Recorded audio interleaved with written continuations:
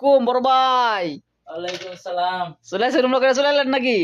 হ্যাঁ ভাই, আলহামদুলিল্লাহ আমরা করে চলে আসছি। যাক তো আলহামদুলিল্লাহ। একটা বিষয় কি, গরিব বলে যে সবকিছু পাইবো না তা কোনো কথা না।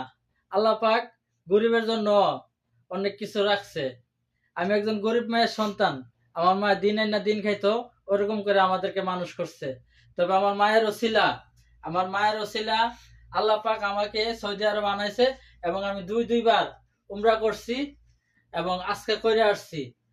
আর যারা প্রবাসে নতুন আসছেন, অনেকে কিন্তু সৌদি আরবে আসছেন যে না, সৌদি আরব যাবো নবীর দেশে, যাতে অন্তত পক্ষে মক্কা এবং মদিনা দেখতে পারি বা উমরা যাতে করতে পারি। তো যারা উমরা করছেন না, তারা দয়া করে উমরাটা করে ফেলবেন। আর আরেকটা জিনিস কি, কখন কি হয় এটা একমাত্র আল্লাহ জানে। আর টাকা পয়সা হইলেই যে মক্কা এবং মদিনা দেখতে পারবো তা কিন্তু কথা না। এমন জায়গা দেখেন অনেক কোটি কোটি টাকা সম্পদের মালিক আছে, কিন্তু তাদেরকে আল্লাহ এই মক্কা এবং মদিনা দেখার মতো তৌফিক দান করছে না। কবুল করে নাই। কিন্তু আমাদের মতো দিনমজুর যারা, তাদেরকে আল্লাহ।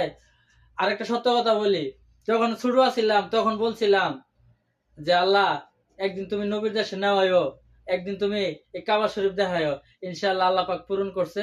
তো আল্লাহর কাছে হাজার হাজার শুকরিয়া জানাই, এবং আমার মায়ের জন্য সবাই দোয়া করবেন। আমি আমার মায়ের ওসিলা আমি আজকে এই কাবা শরীফ এবং মদিনা দেখতে পারছি, দুইবার উমরা করতে পারছি। ইনশাআল্লাহ সবাই দোয়া করবেন আমাদের জন্য।